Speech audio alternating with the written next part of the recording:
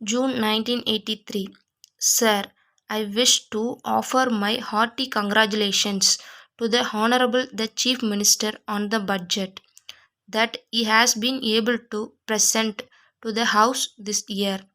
No doubt, the budget has been presented in a lucid manner, and the Honorable the Chief Minister has tried his best to see how the budget can be balanced with a small surplus.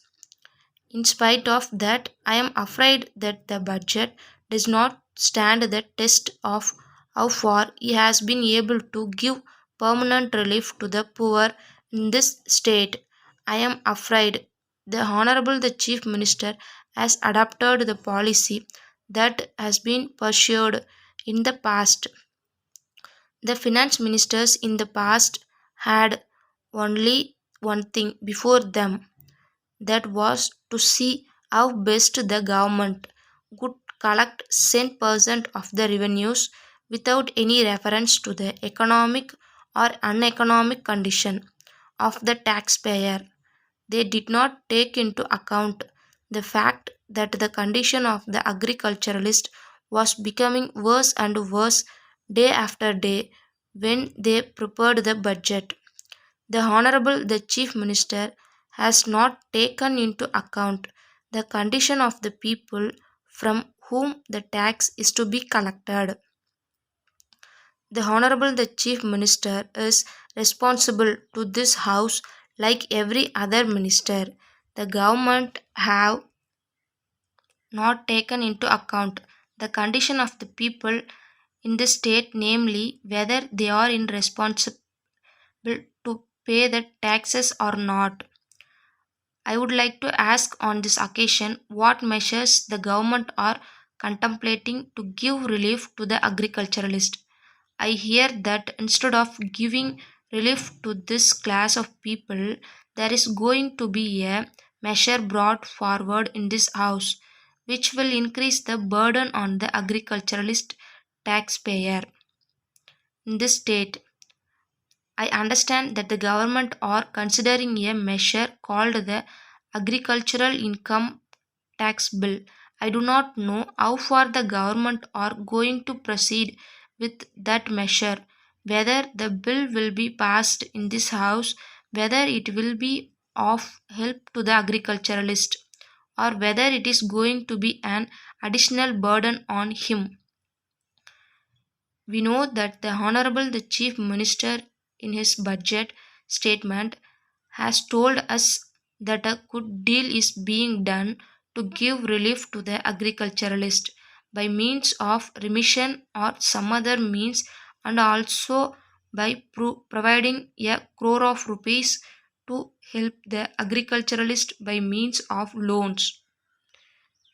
These are very favorable so far as the agriculturalist is very concerned, but the burden on the agriculturalist is so heavy that these small reliefs will not go a long way to help him so far as his primary needs are concerned.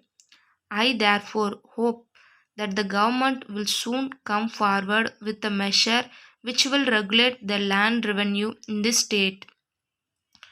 The Honorable the Chief Minister in his statement has stated that the government are going to borrow another sum of money.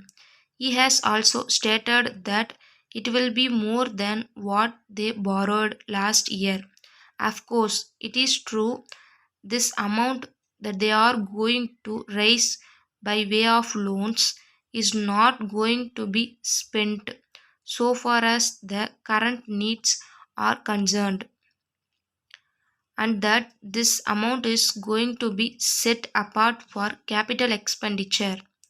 All the same, I am afraid that the government should not add to the burden of the taxpayer more and more year after year by raising loans every year.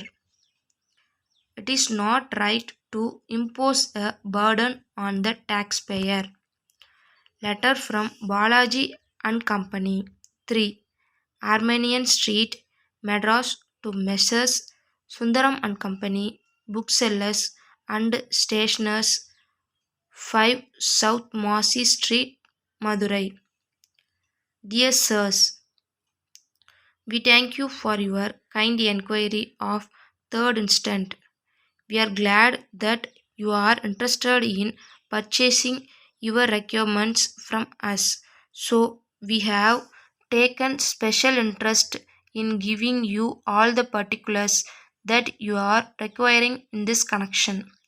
As you have desired, we are enclosing a list of the items of stationery that we usually supply to our customers. The price mentioned, of course, will change from time to time, but for the present, we will be selling the items that you may require at the prices quoted in the list. We will be pleased also to sell the articles on credit basis. If you are so interested, making an exception in your favor on this occasion so that you may have the opportunity of knowing the quality of the articles that we supply. As we have stated in the list, we are supplying all varieties of notebooks that may be required by the students of schools and colleges. You will notice a special feature that the list includes also items of stationery that may be required in any office. For instance, pencils and erasers of superior quality are supplied by us. We expect your valuable orders soon. Yours faithfully.